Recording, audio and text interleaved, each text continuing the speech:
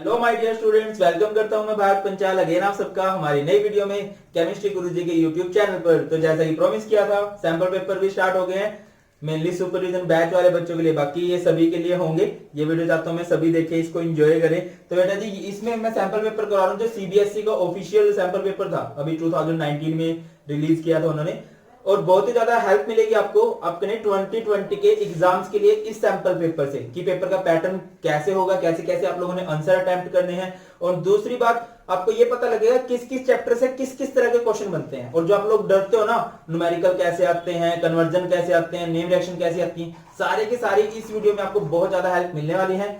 और अगर आप लोग चाहते हो कि मैं और भी सैंपल पेपर फ्री में कराऊं तो इस वीडियो को ज्यादा से ज्यादा सपोर्ट करना है। और बाकी जो बच्चे इस फ्री के चक्कर में नहीं फंसना चाहते, अभी सैंपल पेपर भी करवा रहा हूं मैं बहुत ज्यादा, तो वो सुपरविजन का एडवांस कोर्स ज्वाइन कर सकते हैं। सुपरविजन एडवांस कोर्स बहुत ही ज्यादा बेनिफिशियल है, थोड़ी सी फीस में। अभी हेल्पलाइन नंबर पे कॉल करो और फायदा उठाओ उसका। स्टार्ट करते हैं ये सैंपल पेपर क्वेश्चन नंबर 1 से। तो क्वेश्चन नंबर 1 में क्या है, आपको एक पैसेज दिया गया है, a lead storage battery is most important type of secondary cell having a lead anode and a grid of lead packed with lead oxide as cathode. A 38% solution of sulfuric acid is used as electrolyte whose density जो भी दी गई है, the battery holds 3.5 liter of the acid during the discharge of the battery. The density of H2SO4 falls to 1.139 gram per milliliter. 20% H2SO4 by mass। ये कुछ है, मतलब इसमें बात की गई है लेड स्टोरेज बैटरी की। और अभी अच्छा, जो भी पेपर में आया हुआ है ना, 99.9% आपको ऑलरेडी मिलेगा। स्पेशली सुपरविजन वाले बच्चों को ने तो कर ही लिया होगा ये सब कुछ, ठीक है। 0.01% चांस है कुछ अलग हो। चलो देखो पहला question, right the reaction taking place at the cathode when the battery is in use. आपको देखो बेटा जी, अगर याद हो तो इस तरह से होती है ना लेड स्टोरेज बैटरी, है ना, ये होता है, ठीक है। अभी क्या होता है कि भैया 3 लेड की प्लेट होती हैं एंड 3 प्लेट होती हैं लेड ऑक्साइड की। लेड की प्लेट काम करती है एनोड का और लेड ऑक्साइड काम करता है भाई कैथोड का। अब आपसे पूछा गया है कि right the reaction taking place at the cathode. Cathode पे कौन सी रिएक्शन हो रही है? When battery is in use, यानी कि ड्यूरिंग डिस्चार्जिंग। आसान सी रिएक्शन होती है, कुछ भी मुश्किल नहीं है, समझिए। कैथोड पे कौन होता है? लेड ऑक्साइड है, कैथोड पे काम कर रहा है जो। और इलेक्ट्रोलाइट लिया है, इलेक्ट्रोलाइट जो आयंस में टूट जाए, किसमें टूटेगा? 2H positive SO4 2 negative. तो ये टूट गया SO4 2 नेगेटिव में एंड 2H पॉजिटिव। एक्चुअल में 2H पॉजिटिव नहीं लिखते हम, 4H पॉजिटिव लिखते हैं। 2H पॉजिटिव एनोड वाला भी आता है, ठीक है। और इसके बाद क्या होता है? कैथोड। कैथोड पे कौन सी रिएक्शन होती है? रिडक्शन। रिडक्शन बोले तो गेन ऑफ इलेक्ट्रॉन। कौन से इलेक्ट्रॉन्स का गेन? जो ऑक्सीडेशन में लॉस हुआ है, 2 इलेक्ट्रॉन का गेन होता है। फोकस करना। अगर आप यहां से लेड ऑक्साइड को तोड़ देते हो, यहां से आपने लेड को तोड़ दिया तो Pb क्या बना? +4। और ऑक्सीजन क्या बनेगा? ऑक्सीजन बनेगा 2O2 नेगेटिव। ऐसे ही बनना चाहिए। अब ये +4 क्या करेगा? इन 2 इलेक्ट्रॉन्स का गेन कर लेगा। 2 इलेक्ट्रॉन का गेन किया, वो बना Pb+2। Pb+2 इस SO4 2 नेगेटिव के साथ जुड़ेगा, PbSO4। बेटा जी करवाया होगा ये, ठीक है। इलेक्ट्रोकेमिस्ट्री का क्वेश्चन है और मैं आपको कोशिश करूंगा क्वेश्चन बताऊं सो दैट कि आप खुद से देख सको, ठीक है। ये Pb देखो, आपने इसको तोड़ दिया, Pb+4 2O2 नेगेटिव, इसने 2 इलेक्ट्रॉन लिए, ये क्या बन गया? Pb 2 positive. ये 2 पॉजिटिव इस SO4 2 नेगेटिव होता है, सॉरी SO4 2 नेगेटिव होता है, ये बन गया PbSO4। अब 2 ऑक्सीजन है, 4 हाइड्रोजन है, इस पे +4 चार्ज है, इस पे -4 चार्ज है, तो ये कंबाइन हो जाएंगे एंड ये क्या बन जाएगा भाई? 2H2O। Clear. Next question, how much electricity in terms of Faraday is required to carry out the reduction of 1 mole of PbO2। PbO2 पे रिडक्शन करवाने के लिए कितने फैराडे की जरूरत पड़ती है, कितने फैराडे इलेक्ट्रिसिटी की जरूरत पड़ती है? अब आपको ये देखना पड़ेगा कि यार एक PbO2 ने कितने इलेक्ट्रॉन्स लिए हैं? 2 इलेक्ट्रॉन लिए हैं। जितने इलेक्ट्रॉन्स लिए होते हैं उतनी फैराडे करंट की जरूरत पड़ेगी। तो सेकंड क्वेश्चन का आंसर आएगा यहां पे हमारे पास 2 Faraday. Clear. Next question, what is the molarity of sulphuric acid before discharge? Molarity कितनी है? अब मोलैरिटी का फॉर्मूला क्या होता है अगर आप लोगों को याद हो? मोलैरिटी का फॉर्मूला होता है भाई क्या फॉर्मूला होता है, अभी बताया है लेटेस्ट। वॉशिंग मशीन 1000 में देगी, कौन देगी भाई, विमला देगी। वॉशिंग मतलब वेट ऑफ सोल्यूट, सोल्यूट क्या है, सल्फ्यूरिक एसिड। अब वो कह रहा है 38%, 38% का मतलब क्या है कि वहां पे 38 ग्राम सल्फ्यूरिक एसिड है। मोलर मास कितना होगा सल्फ्यूरिक एसिड का, H2SO4 का, हाइड्रोजन का 2, सल्फर का 32, ऑक्सीजन का 64, सम कर दो कितना आ जाएगा 98 इंटू में 1000, एंड वॉल्यूम कितना होगा भाई, बाय में 100। तो यहां से सिंपल आउट हो जाएगा, जो भी आएगा वो इसकी मोलैरिटी आ जाएगी और आपका आंसर आ जाएगा यहां से। क्लियर है। और आपका जो आंसर आने वाला है तो यहां से क्या आ जाएगा 55.02 मोलर आ जाएगा। हमने कुछ गलती की है, आपको ये दे रखा है 38% बाय मास, फोकस करना बेटा मेरी बात पे, 38% बाय मास, इसका मतलब क्या है 38% बाय मास का, इट मींस है 38 gram of sulphuric acid in 100 gram solution. आपको सॉल्यूशन ग्राम्स में दे रखा है, ठीक है, और आपको वॉल्यूम चाहिए होता है सॉल्यूशन का, तो आप क्या करोगे भाई, ग्राम में नहीं चाहिए आपको, वॉल्यूम चाहिए।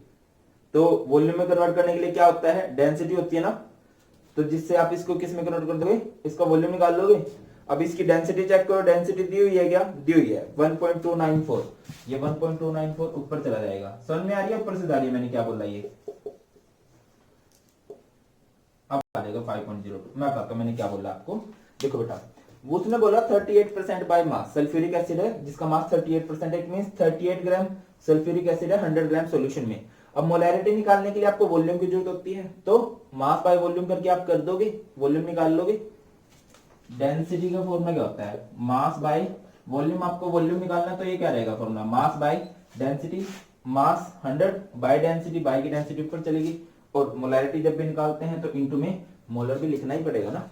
अगला question, lead storage battery is considered as a secondary cell, why. Primary cell कौन से होते हैं, नॉन रिचार्जेबल, सेकेंडरी सेल कौन से होते हैं, जो रिचार्जेबल होते हैं, एंड ये रिचार्जेबल है, ये क्या है, रिचार्जेबल है, इसको रिचार्ज किया जा सकता है, इन्वर्टर की बैटरी रिचार्ज हो जाती है, इसी वजह से इसको सेकेंडरी सेल कंसीडर किया जाता है। Next question, right the products of electrolysis when dilute sulphuric acid is electrolysed using platinum electrodes, कि दो साइड अगर आप प्लैटिनम की इलेक्ट्रोड्स यूज कर दो, उसमें सल्फ्यूरिक एसिड डाल दो, तो आपको बताना है कि क्या रिएक्शन होगी। तो याद रखिए, एट एनोड, एनोड से ऑक्सीजन गैस लिबरेट होगी, एट कैथोड, ये याद कर लेना आप लोगों ने, और कैथोड से हाइड्रोजन गैस लिबरेट होगी। नेक्स्ट क्वेश्चन की तरफ बढ़ते हैं, name the substance used as depressant in the separation of two sulphides ores in froth flotation process. मैंने आपको कहा था फ्रोथ फ्लोटेशन प्रोसेस बहुत इंपॉर्टेंट है, ये है जनरल प्रिंसिपल वाला क्वेश्चन, ठीक है, जो कि सल्फाइड ओर की प्योरिफिकेशन के लिए यूज की जाती है, कंसेंट्रेशन के लिए यूज की जाती है। डिप्रेसेंट कब आता है, डिप्रेसेंट आता है जब दो सल्फाइड ओर को अलग करना हो, like lead sulphide, zinc sulphide. तो यहां पे हम लोग यूज करेंगे भाई, क्या यूज करेंगे, sodium cyanide, sodium cyanide is used as depressant. Clear. अगले क्वेश्चन की तरफ बढ़ते हैं, नेम द यूनिट फॉर्म। अच्छा, आप लोगों ने मुझे एक बात बतानी है कि NaCN किसको डिप्रेस करेगा, लेड सल्फाइड को या जिंक सल्फाइड को, कमेंट सेक्शन में आंसर बताना, पता लगे बच्चे कहां तक पहुंच गए, लेड सल्फाइड को या जिंक सल्फाइड को। Next question, name the unit formed by the attachment of a base to one position of sugar in a nucleoside. अगर न्यूक्लियोसाइड से आप शुगर को जोड़ देते हो तो क्या बन जाता है, बायोमोलिक्यूल, बायोमोलिक्यूल कह रहा हूं, बायो वाले को ज्यादा पता होगा, तो क्या बन जाता है भाई, न्यूक्लियोटाइड बन जाता है। और न्यूक्लियोटाइड क्या है, मोनोमर होता है, किसका, न्यूक्लिक एसिड का। आगे बढ़ते हैं, ये बायोमोलिक्यूल का क्वेश्चन था। Name the species formed when an aqueous solution of amino acid is dissolved in water. ये भी बायोमोलिक्यूल का क्वेश्चन है कि जब आप किसी अमीनो एसिड को, अमीनो एसिड किसे कहते हैं, कार्बन होगा, यहां पे कोई ग्रुप होगा, NH2 होगा, COOH होगा, यहां पे H होगा। जब आप इसका एक्वस सॉल्यूशन लोगे तो ये प्रोटॉन माइग्रेट करना स्टार्ट कर देगा, यहां से बेसिक ग्रुप की तरफ चला जाएगा, तो ड्यूअल आयन बन गया, और इस ड्यूअल आयन को बोला जाता है भाई ज्विटर आयन। क्या बोलते हैं इसे, ज्विटर आयन इसे बोला जाता है। नेक्स्ट क्वेश्चन की तरफ बढ़ते हैं। नेक्स्ट क्वेश्चन है हमारे पास, what type of reaction occurs in the formation of nylon 66 polymer. Nylon 66 polymer बनाने में कौन सी रिएक्शन होती है? कौन सी रिएक्शन होती है भाई नायलॉन 66 वाला पॉलीमर बनाने में?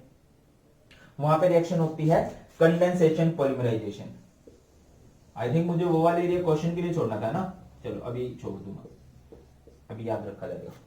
अगला क्वेश्चन है, Which of the following compound would undergo Cannizzaro reaction? दो बड़ी फेमस रिएक्शन है एल्डिहाइड कीटोन की, एक है एल्डोल कंडेंसेशन और दूसरी है कैनिज़ारो। एल्डोल कंडेंसेशन में अल्फा हाइड्रोजन होना चाहिए और कैनिज़ारो में अल्फा हाइड्रोजन नहीं होना चाहिए।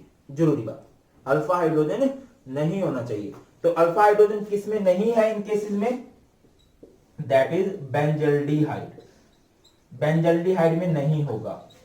बेंजल्डिहाइड कैसे होता है? ये होता है बेंजल्डिहाइड, इस कार्बन से ग्रुप जुड़ा है तो ये है अल्फा कार्बन और इस कार्बन के पास कोई भी हाइड्रोजन नहीं है, इसी वजह से यहाँ पे कैनिज़ारो रिएक्शन हुई है। तो ये हुए फर्स्ट 10 क्वेश्चन इसके लिए।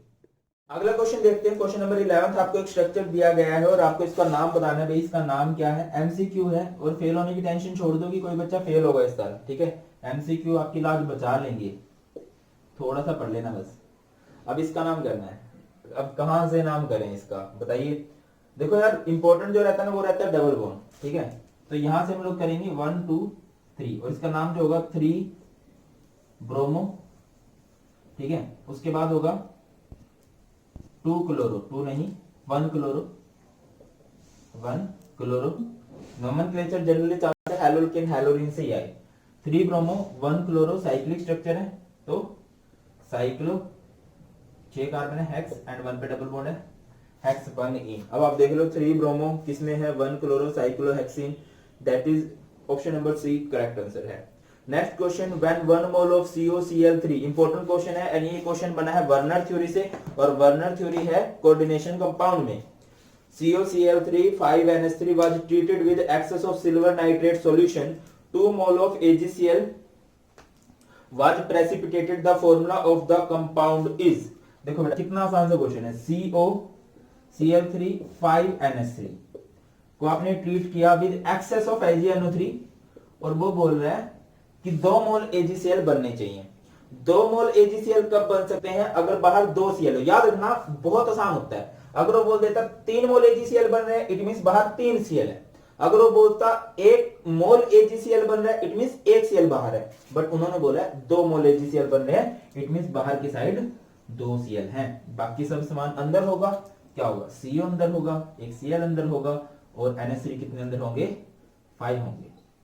क्लियर है? बहुत अच्छे से किया हमने ये क्वेश्चन। रिपीट कर रहा हूं, 2 मोल AgCl बनेंगे तो आपके पास काउंटर आयन बनाने के लिए 2 Cl होने चाहिए। अगर आपको बोल देता 1 मोल AgCl है, बोल देता, बोला नहीं, अगर बोल देता तो आप क्या करते? 1 Cl को बाहर करते, बाकी सब अंदर कर देते। नहीं, बाकी सब अंदर नहीं कर सकते। हम क्या करते? अंदर 1 ही Cl रखते, NH3 अंदर 5 ही रखते, Cl अंदर 2 रखते, NH3 अंदर 4 रखते और एक NH3 को बाहर ले आते, क्योंकि अंदर 6 की जगह होती है। 6 को रखा, ठीक है। Cl बाहर 1 ही रखो क्योंकि आपको 1 AgCl बनाना है, ठीक है। NH3 के आयन नहीं बन सकते, दैट्स व्हाई आपने NH3 को रखा। चलो कंफ्यूज मत हो, 2 बनाने थे, 2 Cl बाहर रखे। नेक्स्ट क्वेश्चन है, the absorption maxima of several octahedral complexes ions are as follows. अब आपको ये बताना है क्रिस्टल फील्ड स्प्लिटिंग किसमें मैक्सिमम होगी? किसमें मैक्सिमम होगी? जिसका ये एब्जॉर्प्शन मैक्सिमा मिनिमम होगा, या फिर जितना स्ट्रॉन्ग फील्ड लिगेंड होता है उतनी स्प्लिटिंग ज्यादा होती है। अब आपको ये पता होना चाहिए कि इनमें से सबसे ज्यादा स्ट्रॉन्ग लिगेंड कौन सा है, और वो है हमारे पास CN, ठीक है। कोऑर्डिनेशन कंपाउंड को क्वेश्चन है और इसका आंसर आएगा बी।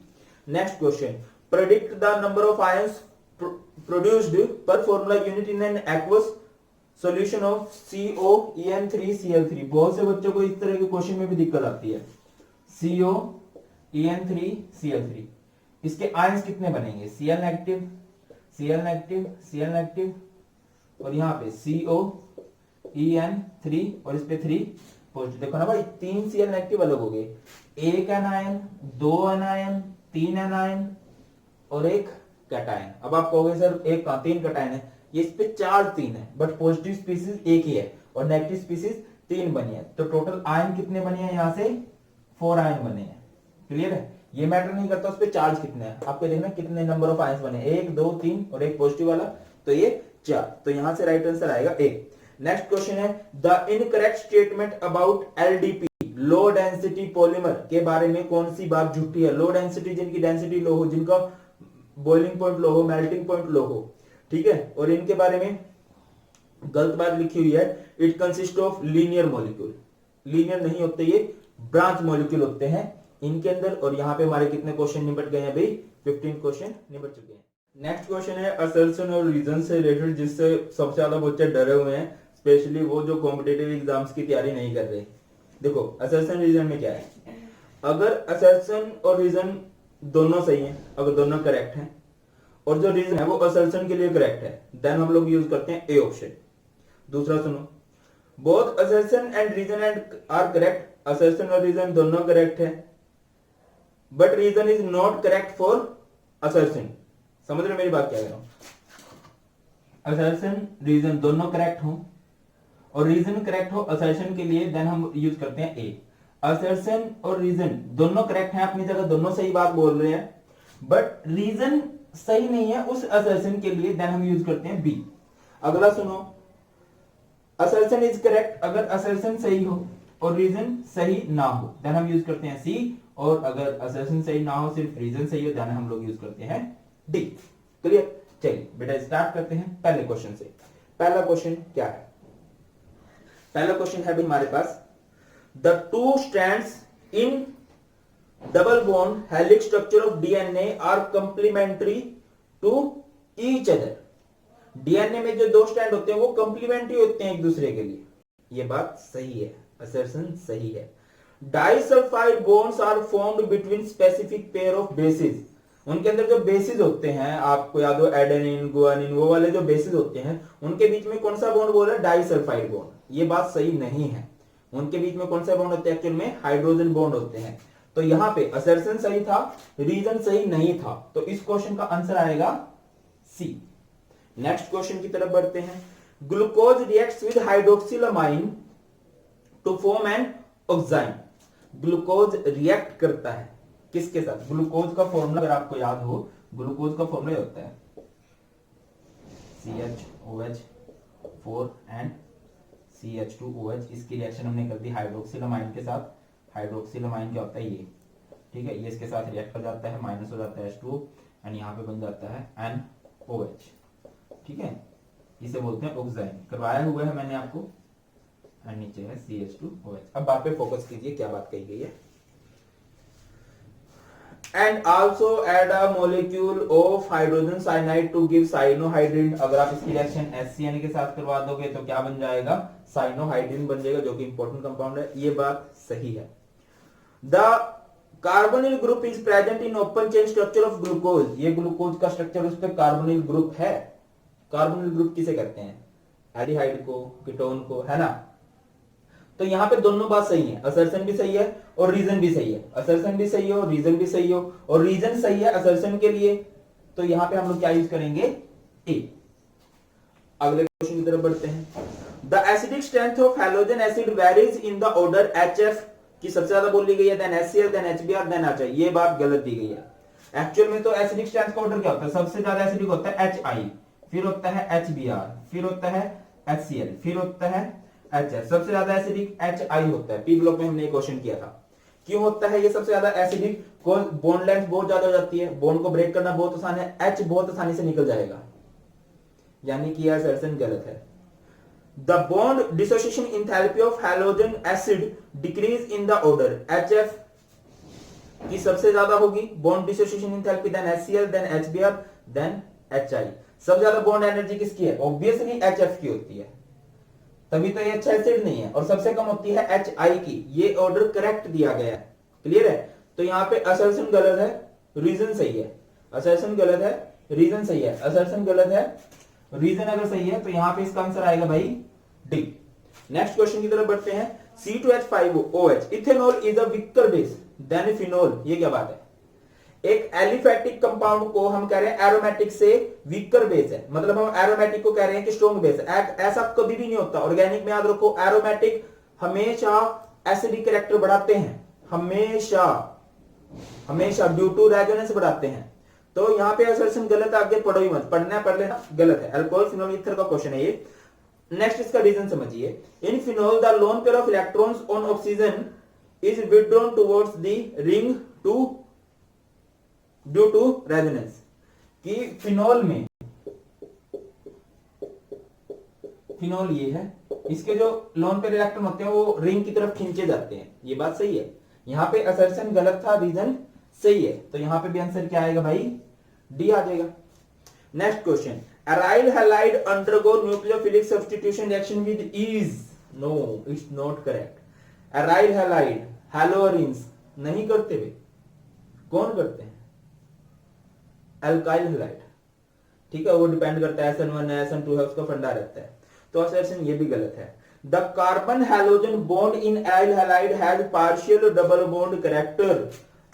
आज मैंने ऑर्गेनिक केमिस्ट्री के नोट्स भेजे हैं छोटे वाले, है ना, तो उसमें देखा होगा आप लोगों ने, ये हैलाइड का जो बॉन्ड होता है इसमें पार्शियल डबल बॉन्ड कैरेक्टर आ जाता है ड्यू टू रेजोनेंस की वजह से। तो यहाँ पे भी रीजन करेक्ट है, असर्शन गलत है। तो यहाँ पे राइट आंसर क्या आएगा बेटा जी? डी। अब आपको आई थिंक असर्शन रीजन में थोड़ी सी क्लैरिटी होगी। असर्शन रीजन दोनों सही है, एक दूसरे के लिए सही है। ए असर्शन रीजन सही है, दोनों करेक्ट है अपनी जगह पे, बट रीजन असर्शन के लिए सही नहीं है। देन बी असर्शन सही हो, रीजन सही ना हो। सी असर्शन सही ना हो, रीजन सही हो। Then D. इस तरह से आंसर किए जाते हैं और बहुत प्रैक्टिस हो जाएगी, डोंट वरी। आज से डेली हमने सैंपल पेपर करने ही है। तो यहाँ पे जो 20 मार्क्स का एमसीक्यू वाला पोर्शन है, सेक्शन ए खत्म होता है। अब हम लोग बढ़ते हैं सेक्शन बी की तरफ। चलिए आगे स्टार्ट करते हैं सेक्शन बी को। और सेक्शन बी का फर्स्ट क्वेश्चन स्क्रीन पे दिखाई दे रहा होगा आपको। Calculate the number of lone pairs on central atom in the following molecule and product the geometry. ये ज्योमेट्री वाले क्वेश्चन पी ब्लॉक से बनते हैं, श्योरली बनते हैं। क्या है भाई? XeF4 है, ठीक है। बहुत सारे तरीके हैं इसको प्रेडिक्ट करने के, मैं बता रहा हूँ। आपको पता होना चाहिए इसके पास वैलेंस इलेक्ट्रॉन कितने होते हैं? 8 में से 4 बॉन्ड बन गए, दिख रहा होगा 4 बॉन्ड बनेंगे, 4 इलेक्ट्रॉन बचे, 4 इलेक्ट्रॉन यानी 2 लोन पेयर। 4 बॉन्ड और 2 लोन पेयर का स्ट्रक्चर कुछ ऐसे बनता है, इट इज Xe, ये है, ठीक है। और जब आप इसकी ज्योमेट्री पाओगे तो वो क्या होगी? ज्योमेट्री इसकी होगी ऑक्टाहेड्रल, ऑक्टाहेड्रल। एंड शेप क्या होगी? शेप होगी इसकी स्क्वायर प्लेनर। क्या होने वाली है भाई? स्क्वायर प्लेनर होने वाली है। नेक्स्ट क्वेश्चन की तरफ बढ़ते हैं। The rate of a reaction depends upon the temperature and it's quantitatively expressed as K is equal to क्या है? A डॉट टी की power minus CA by RT। K is equal to A dot T की power minus CA by RT। आपको पता हो इसे क्या भी बोला जाता है? It is called Arrhenius equation, बहुत फेमस है ये। If a graph is plotted between log K and 1/t, write the expression for the slope of the reaction। अब देखो ये इक्वेशन है और यहां से स्लोप क्या होगा? स्लोप होने वाला है minus EA minus 2.303 by R, और ये EA आता ही होगा आप लोगों को, ठीक है, मैथ्स वालों को, या फिर याद करें इसको। Next question, if at under different condition EA1 first activation energy and EA2 second activation energy are the activation energy of two reaction. If EA1 is 40 joule per mole and EA2 is 80 joule per mole, which of the two has a larger value of the rate constant। देखो जिसकी activation energy जितनी ज्यादा होती है ना, उसकी rate constant की value इतनी कम होगी, ये याद रखना, ठीक है। और जिसकी कम है एक्टिवेशन एनर्जी, उसकी रेट कांस्टेंट की वैल्यू ज्यादा होगी। तो ऐसे केस में क्या करोगे? Rate constant of first reaction is higher than rate constant of second reaction, क्योंकि इसकी एक्टिवेशन एनर्जी कम। एक्टिवेशन एनर्जी समझो ना, एक्स्ट्रा एनर्जी जिसमें ज्यादा देनी पड़े वो रिएक्शन अपने आप स्लो हो जाएगी, ठीक है, और जिसमें कम देनी पड़ेगी वो रिएक्शन अपने आप फास्ट भी हो जाएगी। नेक्स्ट क्वेश्चन की तरफ बढ़ते हैं। The experimentally determined molar mass for what type of substance is always lower than the true value when water is used as solvent. क्या कर रहे हैं कि एक्सपेरिमेंटली डिटरमाइंड मोलर मास, जब एक्सपेरिमेंट करके मोलर मास कैलकुलेट करोगे वो हमेशा कम आएगी देन ट्रू वैल्यू। ऐसा किस केस में हो सकता है? ऐसा उस केस में हो सकता है, देखो अगर आप लोगों को पता हो colligative property and molar mass हमेशा इनवर्सली प्रोपोर्शनल होती हैं। तो जहां पे कोलिगेटिव प्रॉपर्टी की वैल्यू ज्यादा हो सकती है, समझने की कोशिश करना, जहां पे कोलिगेटिव प्रॉपर्टी की वैल्यू ज्यादा हो सकती है वहां मोलर मास कम होगा, ऑब्वियस। अब कोलिगेटिव प्रॉपर्टी डिपेंड करती है नंबर ऑफ पार्टिकल्स पे, नंबर ऑफ पार्टिकल जिसमें ज्यादा होंगे वहां पे कोलिगेटिव प्रॉपर्टी ज्यादा होगी और मोलर मास कम होगा। समझ रहे हो? मैं एक एग्जांपल देके समझाता हूं। अगर आपको याद हो डेल्टा टीएफ क्या होगा, delta TF is equal to KFM. KFM का मतलब क्या है? वॉशिंग मशीन 1000 में देगी नहीं, आएगी कहां से? वॉशिंगटन से। अब अगर आप यहां से कोलिगेटिव प्रॉपर्टी में और मोलर मास में देखो तो ये इनवर्सली प्रोपोर्शनल है। और कोलिगेटिव प्रॉपर्टी डिपेंड करती है नंबर ऑफ पार्टिकल्स पे, जहां पे नंबर ऑफ पार्टिकल्स बढ़ेंगे वहां पे कोलिगेटिव प्रॉपर्टी की वैल्यू बढ़ेगी और मोलर मास घटेगा। अब नंबर ऑफ पार्टिकल कब बढ़ सकते हैं? नंबर ऑफ पार्टिकल्स बढ़ सकते हैं जब डिसोसिएशन होगी, ठीक है? याद रखना, व्हेनेवर solute undergoes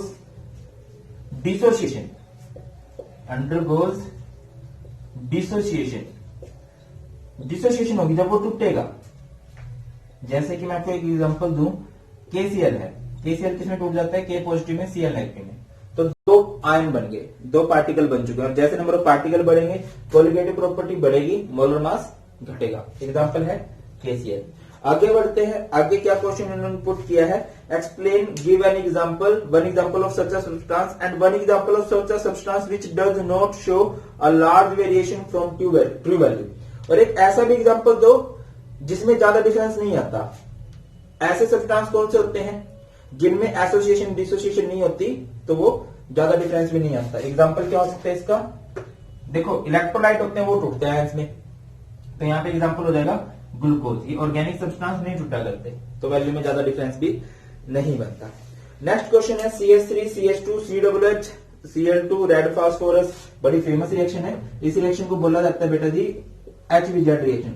और आपके सर ने इंपॉर्टेंट भी बोली होगी ये रिएक्शन, ऐसे नहीं है CH3 COOH नहीं है, CH3 CH2 COOH red phosphorus and इसको हीट किया गया है, इसकी क्लोरीनेशन करी गई है। क्लोरीन जो अटैक करता है वो करता है अल्फा हाइड्रोजन पे। बताता चलूं अल्फा हाइड्रोजन कौन सा होता है? जिस कार्बन से ग्रुप जुड़ा हुआ है ना वो कार्बन है अल्फा कार्बन, उसके पास जो हाइड्रोजन है वो होते हैं अल्फा हाइड्रोजन। तो दो क्लोरीन में से एक क्लोरीन इसको हटाएगा, ये बनेगा CH3 CH Cl COOH। दो Cl थे, एक Cl इधर गया, H इधर आएगा, प्लस में क्या बन जाएगा? HCl। इस रिएक्शन को बोलते हैं HVZ रिएक्शन। फुल फॉर्म आप लोगों ने जानी है HVZ की फुल फॉर्म क्या होती है। नेक्स्ट रिएक्शन है C6H5 COCl। It is called benzoyl chloride, ठीक है, COCl है। और इसकी रिएक्शन करवाई गई है विद H2PD बेरियम सल्फेट, बहुत फेमस है, ठीक है। और आप लोगों ने इस रिएक्शन का नाम बताना है, कमेंट सेक्शन में नाम बताओगे क्या होता है। रिडक्शन होगी, यहाँ पे H जुड़ेगा और ये क्या बन जाएगा? बेंजीन के ऊपर CHO लगेगा, दैट इज बेंजल्डिहाइड, ठीक है, बेंजल्डिहाइड बनाया जाएगा। आगे बढ़ते हैं, draw one of the geometrical isomer of the complex PTEN2 Cl2 और उसके ऊपर है 2 positive which is optically active. Optical geometrical isomer बनाना है और ऐसे बनाना है कि जो ऑप्टिकली एक्टिव हो, ऑप्टिकल एक्टिव जिसकी non super imposable mirror image बन सके, ठीक है। Also write the name of this entity according to IUPAC nomenclature. अब देखो पेपर में तो आप लोगों को क्या करके आना है, पेपर में तो दो ऑप्शन है आपके पास, चॉइस है, जिससे आप करना चाहो उससे कर लेना। गलत लिख दिया मैंने, PTEN2 Cl2 और इस पे है 2 पॉजिटिव। पहले नाम कर दूं मैं इसका नाम क्या होगा? डाई क्लोरिडो, 2 EN है, EN को 20 बोल लेंगे। और इसका नाम होता है इथेन 1,2 डाइमाइन या इथाइलिन डाइमाइन भी लिख सकते थे, इथेन 1,2 डाइमाइन। पीटी का नाम क्या होगा? प्लेटिनम होगा या प्लेटिनेट होगा? इसका नाम होगा प्लेटिनम, ब्रैकेट और लास्ट में लगेगा आयन को, ऊपर चार्ज दे रखा है। पीटी को एक्स मान लो, EN 2 है, 0 चार्ज होता है, Cl 2 है, -1 चार्ज होता है, इज इक्वल टू में +2 चार्ज। तो x 2 0, ये प्लस का 2 उधर जाके, सॉरी इधर माइनस का 2 उधर जाके प्लस का 2, दैट इज 4 आ गया। अब इसका आपने ज्योमेट्रिकल आइसोमर बनाना है और ऐसा बनाना है जिसकी मिरर इमेज भी ऑप्टिकल आइसोमर भी बनाया जा सके। तो ये कुछ ऐसे बनेगा, पीटी ट्रांस नहीं बना सकते आप, ठीक है ना। तो क्या होगा, आप यहां लगा दो EN CL CL, ठीक है, इस तरह से बना देंगे। और इस पूरे पे चार्ज कितना है भाई, इस पूरे पे चार्ज आ जाएगा 2 पॉजिटिव। ये ऑप्टिकल एक्टिव भी है, मिरर इमेज इसकी डिफरेंट बनने वाली है। अगला क्वेश्चन क्या है, discuss the bonding in coordination entity टाइटी CONH3 3 पॉजिटिव, ठीक है। आपको CONH3 3 positive on the basis of valence bond theory, also comment on the geometry and spin of the given entity. आपको देखिए क्या दिया गया है question, CONH3 3 positive, CONH3 3 positive. नाम करने की जरूरत नहीं आपको, तो सीधी आपको CO पे चार्ज पता होना चाहिए, 3 पॉजिटिव होता है। एटॉमिक नंबर CO का 27 मेंशन है। इलेक्ट्रॉनिक कॉन्फ़िगरेशन क्या होती है CO की, AR18 4s2 3d7। 3 प्लस बोले तो 3 माइनस होगा 0 और D में कितना हो गया 6 हो गया, ठीक है। अब D में कितने इलेक्ट्रॉन है भाई, 6 है।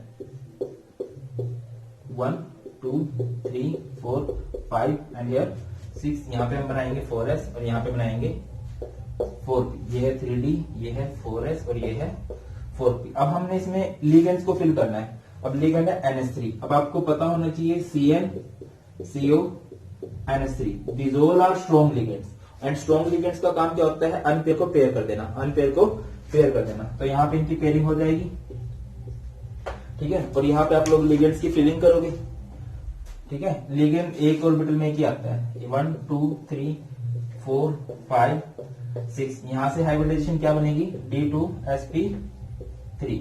और ज्योमेट्री क्या बनेगी, हाइब्रिडाइजेशन तो D2sp3 हो गई, ज्योमेट्री भी बतानी है ना, ज्योमेट्री बतानी है।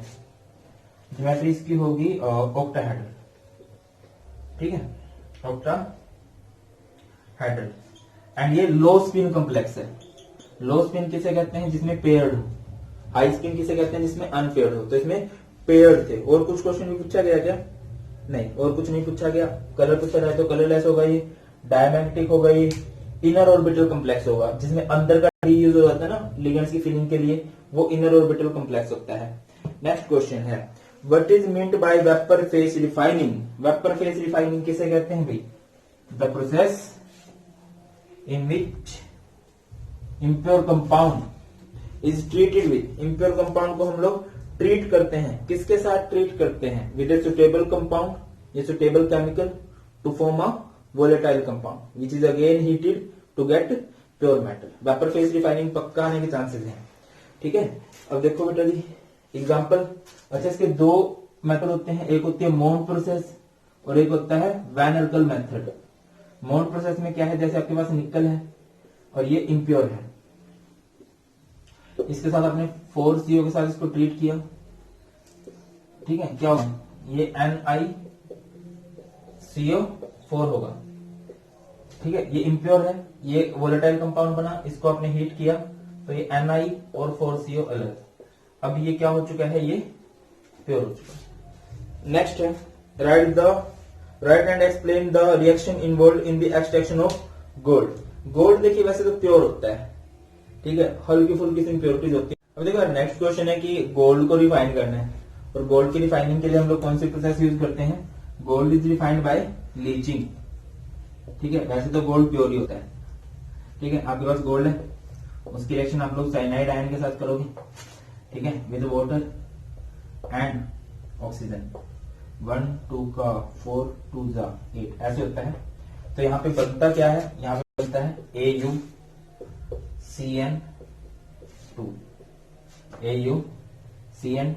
कितने 4 नेगेटिव होगा इस पे, एंड ये 4 होगा नेगेटिव। इसकी प्रैक्टिस कर लेना, थोड़ी सी इंपॉर्टेंट है, प्रैक्टिस कर लेना। तो यहां से AuCN2 लेके चलोगे और उसकी रिएक्शन कर दोगे आप लोग विद जिंक,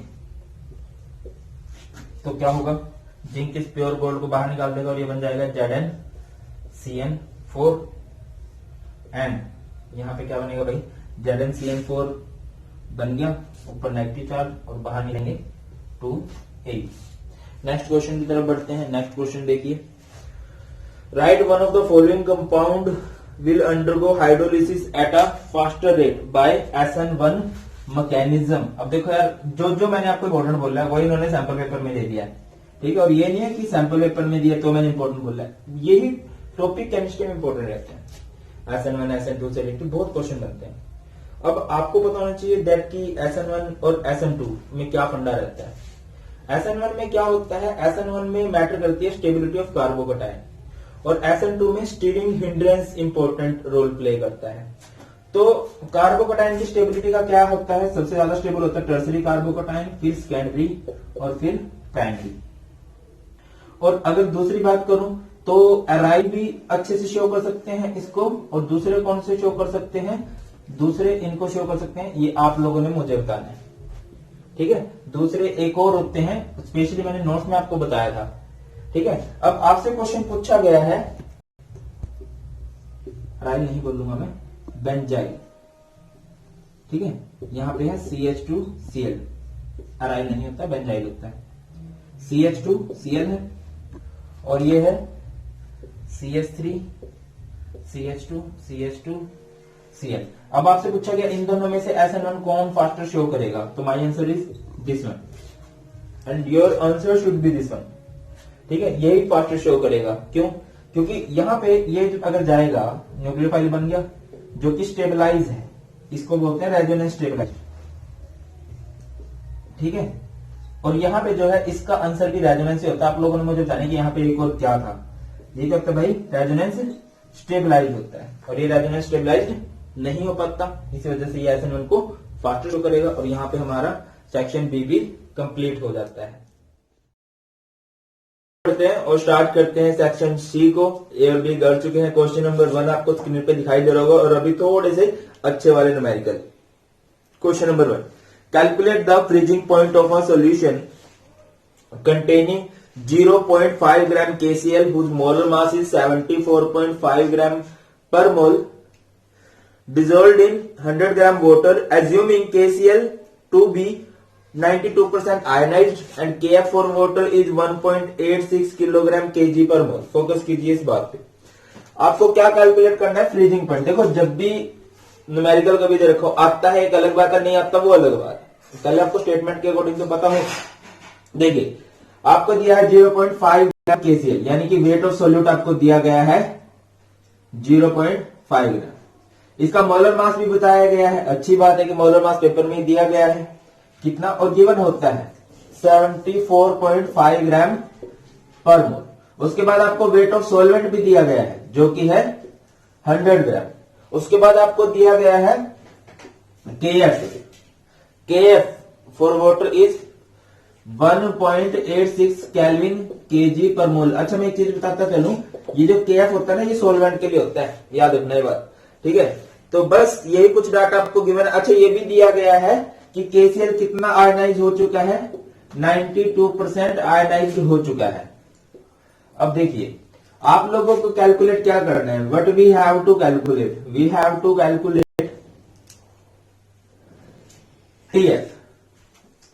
TF हमें निकालना है। हमें किसका फॉर्मूला पता होता है, डेल्टा TF का। डेल्टा TF का फॉर्मूला होता है KFM, बट आई भी आएगा यहाँ पे क्योंकि जो सोल्यूट है वो आयनाइजेबल है, आयन बन सकते हैं उसके, तो ऐसे केस में आई। और उसने देखो मोस्टली आपको क्या दिया होता है कि कंप्लीटली आयनाइज हो जाए, ये एक अलग बात है। इसने स्पेशली बोला 92% आयनाइज। आपको याद है अल्फा डिग्री ऑफ डिसोसिएशन का फॉर्मूला क्या होता था, I-1 to the N-1। I van der factor, alpha degree of dissociation, 92% ionise हो चुका है ना, यानी कि यहाँ पे डिग्री ऑफ डिसोसिएशन है 0.92। अगर 80% आयनाइज हो जाता यानी 0.80। क्लियर। N-1, N मतलब नंबर ऑफ आयंस। KCl के कितने आयंस बन सकते हैं, KCl के 2 आयन बन सकते हैं, सो 2 - 1 इज 1, एंड यहाँ पे I-1 होगा। तो अभी क्या होने वाला है, 2 - 1 होगा, 1 इधर जाएगा, और ये यहां से I की वैल्यू आ जाएगी, माइनस का 1 इधर जाके प्लस का हो जाएगा, 1 + 0.92। तो I की वैल्यू कितनी आ गई है, I की वैल्यू आ गई है 1.92। KF की वैल्यू कितनी है 1.86, और मोलैलिटी का फॉर्मूला क्या होता है भाई, वॉशिंग मशीन 1000 में आएगी, कहां से आएगी, वॉशिंगटन से आएगी। सो यहाँ पे 1.92 1.86। वेट ऑफ सोल्यूट कितना गिवन है, वेट ऑफ सोल्यूट गिवन है 0.5। वेट ऑफ सॉल्वेंट कितना गिवन है 74.5 इंटू में 1000, और बाय में क्या आएगा, वेट ऑफ सोल्वेंट, वाटर का वेट कितना गिवन है 100 गिवन है। क्लियर। तो यहां से सोल्व कर लोगे आप लोग, यहां से क्या आ जाएगा, डेल्टा टीएफ आ जाएगा। बट आपको क्या निकालना है, टीएफ, ये डेल्टा टीएफ आएगा, जो भी आएगा। आपको एक और फॉर्मूला पता होना चाहिए डेल्टा टीएफ का। डेल्टा टीएफ का फॉर्मूला क्या होता है, TF T note F minus TF. तो यहां से इसको इधर ले आओ, टीएफ इक्वल टू क्या हो जाएगा, T note F minus delta TF. ये फॉर्मूला बन जाएगा भाई, यानी क्या बन जाएगा, T note F minus delta TF. अब टी नोट एफ क्या होता है, freezing point of pure solvent. Solvent क्या है, वाटर। वाटर का फ्रीजिंग पॉइंट कितना होता है 0 डिग्री सेल्सियस, या कह लीजिए 273.15 केल्विन, माइनस डेल्टा टीएफ जो भी आएगा, और यहां से आपका क्या आ जाएगा, आंसर आ जाएगा केल्विन में। क्लियर है, आराम से देख लेना, बनते हैं इस तरह के क्वेश्चन। अगले क्वेश्चन की तरफ बढ़ते हैं। देखिए अगला क्वेश्चन क्या है, आसान सा है, मुश्किल नहीं है। अगला क्वेश्चन में आपको दिया एक डाटा दिया गया है, for the reaction A plus B gives product the following initial rate were obtained at various given concentrations, given initial concentration। आपको एक रिएक्शन दी गई है A plus B gives product, ठीक है। उसके बाद एक डाटा दिया गया है, उस डाटा के अकॉर्डिंग आपको क्या बताना है, determine the half life period. Half life period बताना। अब हाफ लाइफ पीरियड तब बताएंगे अगर हमें इसका ऑर्डर बताओ कि कौन से ऑर्डर की है। ऐसे केसेस में बेटा जी बहुत चांसेस बनते हैं। ऑर्डर आप कैसे निकालोगे, इस बात को समझते हैं। आप रेट लिख सकते हो, रेट इज इक्वल टू क्या होगा, के ए की पावर एक्स कर दो, कुछ भी कर सकते हो। अभी जब भी नहीं पता, बी की पावर क्या कर दो, वाई कर दो। क्लियर। अब देखो आपको जो डाटा गिवन है उस डाटा के अकॉर्डिंग चलो। R1 rate of first reaction, rate of first reaction कितना है, पहले केस में 0.05, ठीक है, के, और यहां से क्या रहेगा, ए की कंसंट्रेशन कितनी है 0.1, बहुत आसान है, ध्यान से समझ लेना। और बी की कंसंट्रेशन कितनी है, पहले केस में 0.1, और इसकी पावर वाई कर दो। रेट ऑफ 2, इसको इक्वेशन नंबर 1 बोल दो आप, 0.1 पावर वाई, इसको बोल देते हैं इक्वेशन नंबर 1। इक्वेशन नंबर 2 में चलते हैं। रेट ऑफ रिएक्शन कितनी दी गई है 0.10, जहां पे ए की कंसंट्रेशन कितनी है, ए की कंसंट्रेशन है 0.2, अपनी तरफ से कुछ नहीं लिख रहा हूं मैं, लिखा हुआ है इसमें एक्स, और बी की कंसंट्रेशन कितनी है 0.1, इसकी पावर क्या करोगे, वाई करोगे। It's equation number 2। Rate of third reaction, इसमें ए की, अच्छा रेट कितना दिया गया है 0.05 ना, तो यहां से के, ए की कंसंट्रेशन कितनी दी गई है 0.1 की पावर एक्स एंड 0.2 की power y. It's equation number 3। अब आते हैं क्वेश्चन पे। अब आपको ऑर्डर कैसे निकलेगा, जब आपको पता हो एक्स की वैल्यू कितनी है, वाई की वैल्यू कितनी है। अब एक्स और वाई की वैल्यू कैसे निकाली जा सकती है। अब देखो अगर आपको निकालनी है एक्स की वैल्यू, तो आप ऐसा कुछ देखोगे जहां से वाई कैंसिल हो सकता हो, तो आप क्या कर सकते हो, ऑपरेटिंग 2/1, इक्वेशन नंबर 2 को डिवाइड कर दो 1 से, 2 ये रही, 0.10 इज इक्वल टू के 0.2 की पावर एक्स 0.1 की पावर वाई है बेटा जी। आगे बढ़ो, ठीक है, ये 2/1 कर रहे हो ना, तो यहां पे 0.05 के 0.1 की पावर एक्स और 0.1 की पावर वाई, तो ये कैंसिल हो जाएगा, के से के भी कैंसिल हो जाएगा। ये कितना आएगा, इसका पॉइंट उठाओ, इसका पॉइंट उठाओ, ये कितना आएगा 5 टू 10 आएगा, के से के कैंसिल हो गया। ये क्या होगा भाई बताइए, ये कैंसिल हो गया, कितना बनेगा, ये क्या है 2 की पावर एक्स है, और यहां पे 2 की पावर क्या है 5। ठीक है, तो यहां से x की वैल्यू कितनी आ गई बताना जरा। x की वैल्यू यहां से कितनी आ जाती है भाई, 1 आ जाती है। क्लियर और नोट, बात समझ में आती है नहीं आती है? 2 सेम है तो x की वैल्यू कितनी आ गई, 1 आ गई। अब आप लोगों को y के लिए निकालना है। अब y के लिए क्या निकाल लोगे, जहां पे x सेम हो। x किसमें सेम है, इसमें सेम है, x इसमें कैंसिल हो सकता है। ठीक है, अब देखिए क्या होगा बेटा जी, ये तो 2/1 किया था, अब क्या करोगे आप लोग करोगे 3/1, 3/1 कर दो। 3/1 करोगे तो 0.05 बाय 0.05 इज इक्वल टू क्या रहेगा यहां से k 0.1 की पावर है x, 0.2 की पावर है y, टू द k 0.1 की पावर है x और 0.1 की पावर है y। ये क्वेश्चन बना 0.05 से ये कैंसिल होगा, ये से ये कैंसिल होगा और ये 0.1 0.2 बाय 0.1 यहां से कितना आ गया, ये यहां से इक्वेशन क्या बनेगी 1 इज इक्वल टू 2 की पावर है y। अब इसको इसके टर्म्स में लेके आओ इसको, तो इसको मैं लिख सकता हूं 2 की पावर 0 इज इक्वल टू 2 की पावर y। 1 को मैं 2 की पावर 0 लिख सकता हूं, अगर किसी भी चीज की पावर 0 तो वो चीज 1 ही मानी जाती है। तो यहां से y क्या आ गया, y क्या आ गया भाई 0 आ गया। तो अगर मैं आपसे पूछूं कि इसका ऑर्डर क्या है, इस रिएक्शन का ऑर्डर क्या रहेगा, ये रिएक्शन हमारी फर्स्ट ऑर्डर की है। हम लोग कैसे कह सकते हैं, पावर का समित होता है। चलो अभी हमें सिर्फ ये नहीं करना था, हमें आगे भी बढ़ना है। आगे बढ़ते हैं, किसी भी इक्वेशन में पुट कर दो, मान लो आप इस इक्वेशन में पुट कर रहे हो, ठीक है।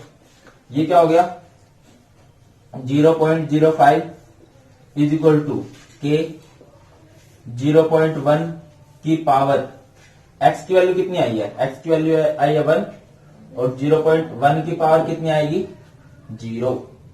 क्लियर, अभी यहां से k और ये क्या है 0.05, ये तो 1 हो गया, ये 0.1 की पावर, इसको इधर ले जाओ 0.1 को, इसका पॉइंट हटाओ ऊपर 10 लगेगा, इसका पॉइंट हटाओ यहां पे 10 लगेगा।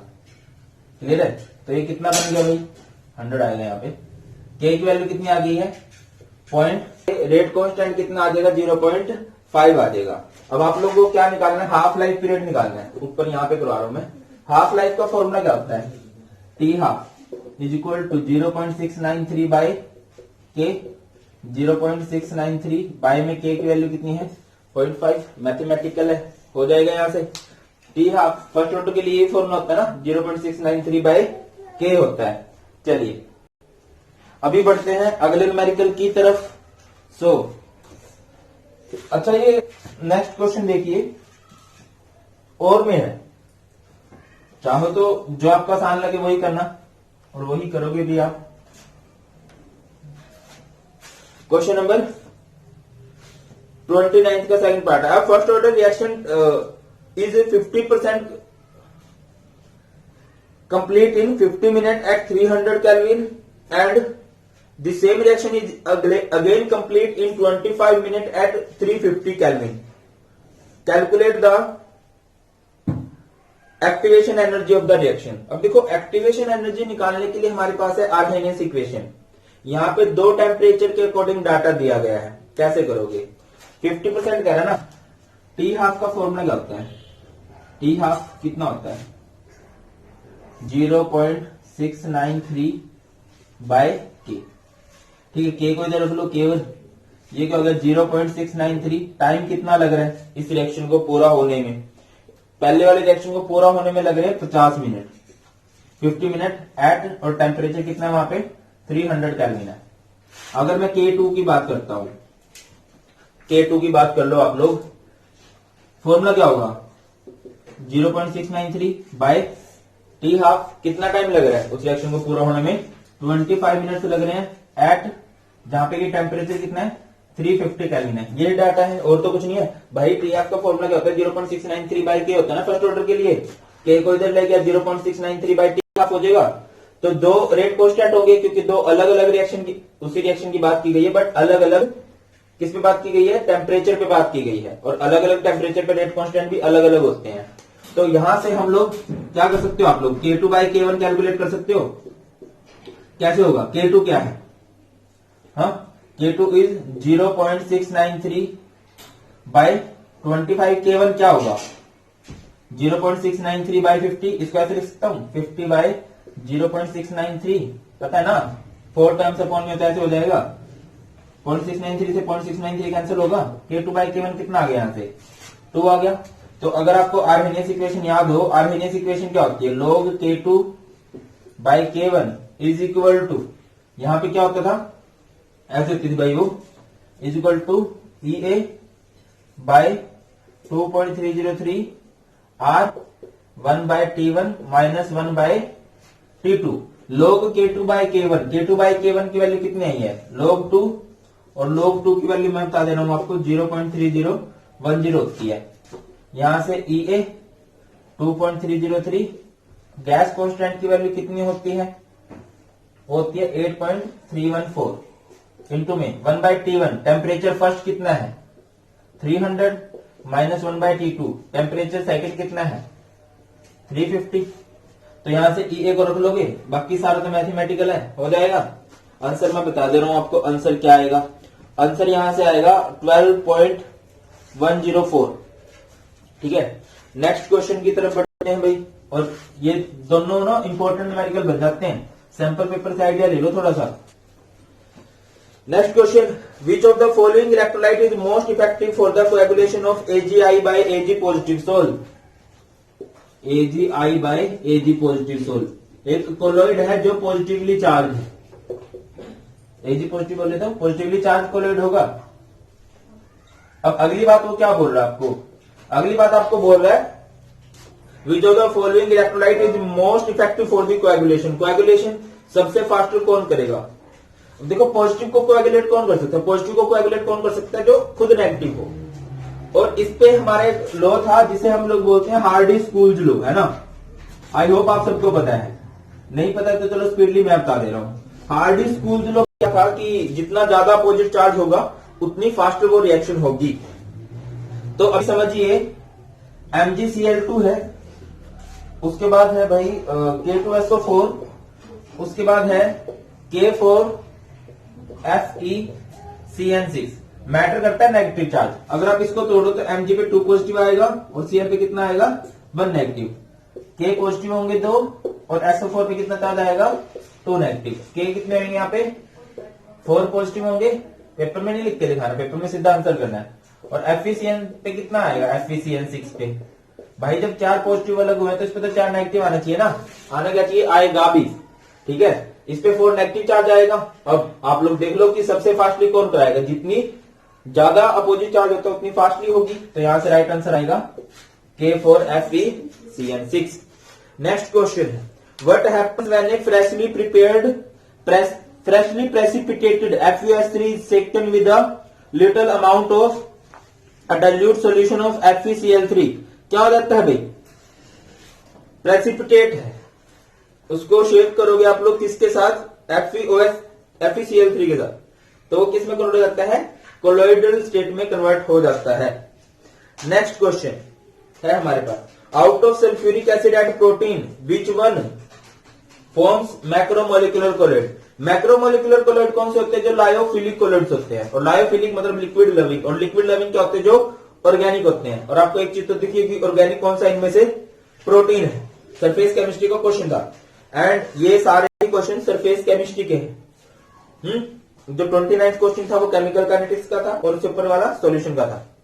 Next question, account for the following, moist sulphur dioxide decolourise KMnO4 solution, ये डीकलराइज कर देता है KMnO4 सॉल्यूशन को, क्यों, because sulphur dioxide act as a reducing agent and convert MnO4 permanganate ion into manganese Mn2 positive, reduction हो जाती है, यहां से +7 से +2 हो गया और ये डीकलराइज हो जाता है। Next question, in general interhalogen compounds are more reactive than halogen, देखो ज्यादा रिएक्टिव होने के लिए क्या चाहिए होता है कि बॉन्ड आसानी से टूटे, तो कंपेयर किया गया है, देखिए किस किस को, x dash, these are known as interhalogen compound, क्या बोलते हैं, इंटरहैलोजन कंपाउंड बोलते हैं। ओके, और हैलोजेंस क्या होते हैं, ये वाले, ये होते हैं हैलोजेंस। अब सिंपल सी बात है यार, रिएक्टिव कौन ज्यादा होगा जिसकी आसानी से बॉन्ड टूट जाए?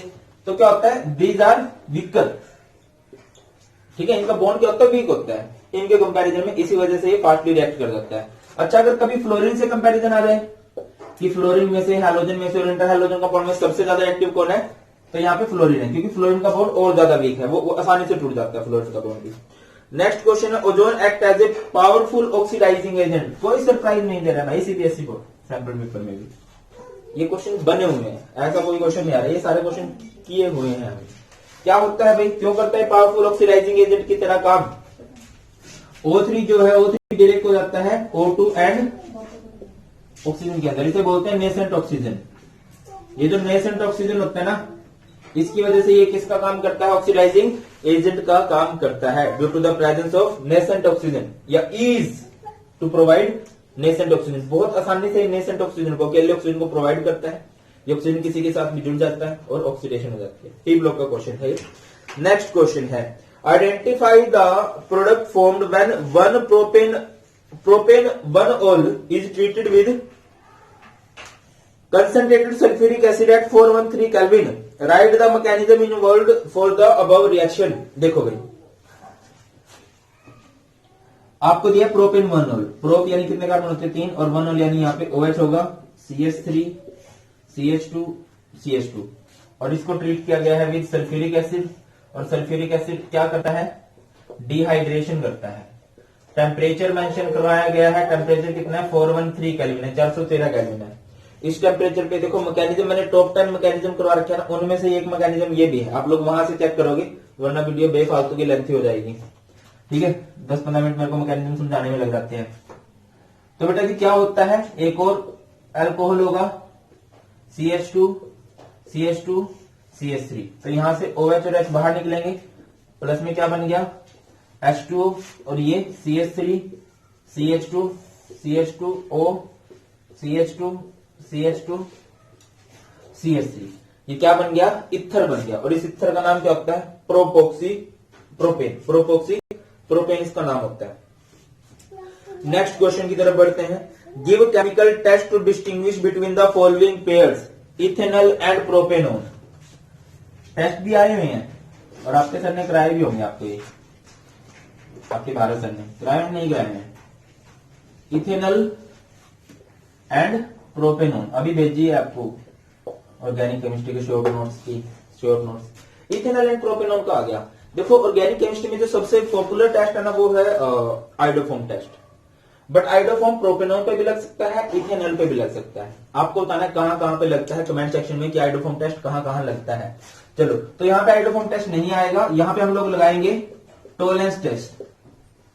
टोलेंस टेस्ट, टोलेंस टेस्ट में क्या, AgNO3 के साथ ट्रीट करेंगे, तो जो एल्डिहाइड होता है, एल्डिहाइड पॉजिटिव रखते हैं, तो गिव सिल्वर मिरर, ये यहाँ पे सिल्वर मिरर बनाएंगे, और ये डजंट फॉर्म सिल्वर मिरर, ये सिल्वर मिरर नहीं बनाते हैं, डजंट फॉर्म सिल्वर मिरर। अगर बात करूं टोलेंस रिएजेंट टेस्ट पे कॉपीराइट किसका है, एल्डिहाइड का है। यहां पे मैं एक और टेस्ट भी लगा सकता हूं, Fehling solution test, Fehling solution test. तो फेलिंग सॉल्यूशन में इथेनॉल क्या करता है, फॉर्म रेड प्रेसिपिटेट करता है, रेड प्रेसिपिटेट बनाता है, और ये doesn't form red precipitate. Same इसका भी यही फंडा है कि कॉपीराइट है किसका, एल्डिहाइड का। नेक्स्ट क्वेश्चन, एक करना कोई भी आपने। नेक्स्ट है pentane 2-on and pentane 3-on। चलिए, आपके क्वेश्चन का आंसर यही आ गया ना, pentane 2-on and pentane 3-on। मतलब ऐसा पेपर तो होता ही नहीं है जहां पे आइडोफॉर्म टेस्ट से पंगे ना लिए गए हों। तो यहां पे हम कौन सा टेस्ट लगाएंगे, आइडोफॉर्म टेस्ट लगाएंगे। आइडोफॉर्म टेस्ट पे कॉपीराइट है मिथाइल कीटोन का। और अगर आपको पता पेंटेन 2-on किसे कहते हैं, 1 2 3 4 5, ये है methyl ketone, CH3 CH2 CH2 CH3। और पेंटेन 3-on क्या है, carbon carbon carbon carbon carbon, ये डबल बॉन्ड हो, CH3 CH2 CH2 CH3। अब हम आइडोफॉर्म टेस्ट कर रहे हैं, तो आइडोफॉर्म टेस्ट में हम लोग ट्रीट करेंगे किसके साथ, इसको ट्रीट करेंगे विद 4I2 एंड 6NaOH के साथ। ठीक है, सेम इसको भी वैसे ही लिखना जरूरी भी नहीं है, याद रहे तो लिख लेना 4I2 प्लस 6NaOH के साथ। तो देखिए क्या होगा, मिथाइल कीटोन ये है, कीटोन के जब एक तरफ मिथाइल ग्रुप होता है ना तो आइडोफॉर्म टेस्ट पॉसिबल है।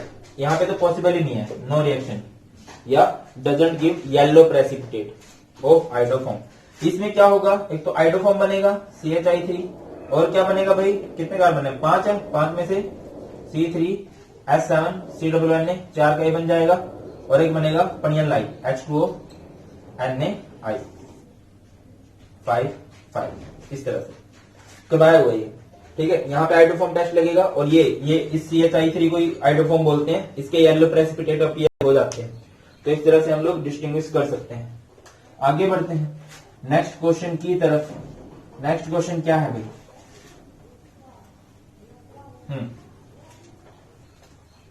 देखिए our next question is compare the reactivity of benzaldehyde and ethanol towards nucleophilic addition reaction। आपको ये बताना है कि बेंजल्डिहाइड में से और इथेनॉल में से कौन ज्यादा रिएक्टिव है towards nucleophilic addition reaction। benzaldehyde is this one and ethanol is this one CH3C double bond O H। Nucleophile आया है, न्यूक्लियोफाइल क्या होता है, जो किससे प्यार करता है, किसी पॉजिटिव से। यहाँ पे भी एक न्यूक्लियोफाइल आया। देखो वैसे तो एक क्वेश्चन शुरू होते ही खत्म हो जाता है, मैंने आपको बताया हुआ कि बेंजीन नहीं प्रेफर करता है इनको। ठीक है, बट अगर आप थोड़ा डीप में जाना चाहते हो, चलिए थोड़ा डीप में चलते हैं। अब देखो यहाँ पे कार्बन ऑक्सीजन के बीच में डबल बॉन्ड है, तो ऑक्सीजन ज्यादा इलेक्ट्रोनेगेटिव है, ऑक्सीजन इस बॉन्ड को खींच लेगा तो ऑक्सीजन पे नेगेटिव चार्ज आएगा और कार्बन पे कौन सा चार्ज आएगा, पॉजिटिव चार्ज आएगा। अब इस पॉजिटिव से नेगेटिव जुड़ सकता है। ठीक है, ये जो कार्बोकटायन बना है इस पे ये न्यूक्लियोफाइल जुड़ सकता है। इस केस में आते हैं, इसमें ऑक्सीजन ने खींच लिया, ऑक्सीजन पे नेगेटिव आ गया, कार्बन पे पॉजिटिव आ गया, बट क्या कार्बन पे पॉजिटिव चार्ज रहेगा, ये बेंजीन से इलेक्ट्रॉन को खींच लेगा, इस पे पॉजिटिव चार्ज नहीं रहने देगा भैया, यहाँ पे डबल बॉन्ड आ जाएगा। ठीक है, तो न्यूक्लियोफाइल कहां पे जुड़ना पसंद करेगा, न्यूक्लियोफाइल न्यूक्लियस से जो लव करते हैं, जो पॉजिटिव से लव करते हैं। यहाँ का पॉजिटिव चार्ज कहीं नहीं जा रहा, यहाँ का पॉजिटिव चार्ज चला गया, तो यहाँ पे न्यूक्लियोफाइल को अटैक करना मुश्किल है। ये न्यूक्लियोफिलिक एडिशन रिएक्शन को ज्यादा अच्छे से शो करेगा। ठीक है, क्योंकि यहाँ का जो कार्बन है वो किस तरह काम कर रहा है, in ethanol carbon act as electrophile कर रहा है कि नहीं कर रहा है, इलेक्ट्रॉन से लव कर रहा है, इसको इलेक्ट्रॉन की जरूरत है। और यहाँ पे electron can't act as electrophile due to किसकी वजह से, रेजोनेंस की वजह से। ठीक है, बाकी सुपरविजन बैच वाले जो बच्चे उनको इसके नोट्स तो मिल जाएंगे, ज्यादा बुकिश लैंग्वेज भी देख लेना। अगला क्वेश्चन आपको क्या कहा गया है, अगला क्वेश्चन कहा गया है right the cross aldol condensation product between benzaldehyde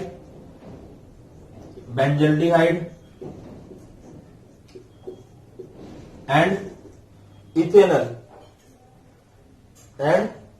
ethanol CH3 C double bond O H। Clear है, ये है भाई। तो इस रिएक्शन को हमने करके दिखाना है, कैसे होगा इसमें। तो देखिए एल्डोल कंडेंसेशन के लिए क्या था, एल्डोल कंडेंसेशन में दोनों के पास अल्फा हाइड्रोजन होने चाहिए। क्रॉस में क्या होगा, किसी एक के पास होने चाहिए, इसके पास है अल्फा हाइड्रोजन। यहाँ पे OH नेगेटिव लेंगे, क्या होगा, मैंने सिंपल शॉर्टकट बताया था, डबल बॉन्ड सिंगल में बदल दो आप लोग, CH3 यहाँ पे क्या है, O के पास इसका H लगेगा, यहाँ पे CH है, यहाँ पे क्या बचा CH2, यहाँ पे C डबल बॉन्ड O और ये H। और इनके बीच में बॉन्ड बनेगा। ये दोस्ती से रिश्तेदारी हो चुकी है, सॉरी ये पड़ोसी से दोस्त बन चुके हैं। कैसे, इसका डबल सिंगल में टूटा तो इसकी हेल्प करने इसने अपना हाइड्रोजन भेज दिया और इनके बॉन्ड कम हो गई तो ये जुड़ गए। अभी इनकी दोस्ती किस में बदलेगी, रिश्तेदारी में। OH और H बाहर निकलेंगे, माइनस क्या हो गया H2, यहाँ पे क्या बन गया benzene CH double bond CH और ये C double bond O H। Comment section में इसका यूपीएससी नेम बताना आपने, इसका यूपीएससी नेम क्या है। अगले क्वेश्चन की तरफ बढ़ते हैं। नेक्स्ट क्वेश्चन में आपको बताना है ब्रॉड स्पेक्ट्रम एंटीबायोटिक्स क्या होते हैं। ब्रॉड एंटीबायोटिक क्या होते हैं, which are used to kill micro organism, bacteria. ठीक है, अब ब्रॉड क्या होता है, जो बड़े लेवल के बैक्टीरिया को खत्म करे, इसको हम यूज करते हैं gram positive gram negative bacteria. Example होगा इसका क्लोरमफेनिकोल। क्या होगा, क्लोरम फेनिकोल।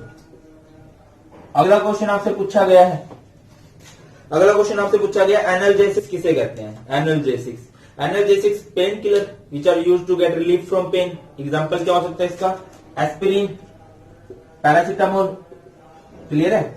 और यहां पे क्या हो रहा है, हमारा सेक्शन सी कंप्लीट हो जाता है। तो अभी स्टार्ट करते हैं सेक्शन डी को। फर्स्ट क्वेश्चन आपको स्क्रीन पे दिखाई दे रहा होगा, न्यूमेरिकल है। The EMF of the following cell at 298 kelvin is 0.1745 volt. आपको एक सेल दिया गया है, देखिए ये कुछ ऐसे Fe, इस तरह क्वेश्चन ऐसे कम ही बनते हैं बट बना हुआ है तो देख लेना चाहिए। उस concentration is 0.1 molar, sold bridge है यहाँ पे। H पॉजिटिव, इसकी कंसंट्रेशन नहीं बता रखी, X मोलर बोला हुआ है, ठीक है। और यहाँ पे है H पॉजिटिव, H2 गैस, भाई आगे है 1 बार एंड प्लेटिनम सॉलिड स्टेट में। बस ये है, आपको E0 Fe का दिया हुआ है, E0 Fe2 positive bye Fe कितना दिया गया है, -0.44 volt. Calculate the H positive ion concentration of the solution at the electrode where hydrogen is being produced। आपको कंसंट्रेशन निकालनी है हाइड्रोजन की, तो पहले आपको ये सेल रिएक्शन लिखनी आनी चाहिए। सेल रिएक्शन कैसे है? Fe से क्या बना है, Fe2 पॉजिटिव बना है, और H पॉजिटिव से क्या बना है भाई, H पॉजिटिव से H2 बना। इसको बैलेंस कर लो, ये ठीक है। और अगर आप यहाँ पे इसकी कंसंट्रेशन देखो तो इसकी कंसंट्रेशन दे रखी है 0.1 मोलर, और इसकी कंसंट्रेशन नहीं दे रखी है, इसकी X मोलर दी हुई है, ठीक है। हमें कैलकुलेट करनी है, तो हमें पता है according to Nernst equation E cell का फॉर्मूला क्या होता है, E cell is equal to E naught cell minus 0.0591 by n log concentration of oxidation वाले की टू द रिडक्शन।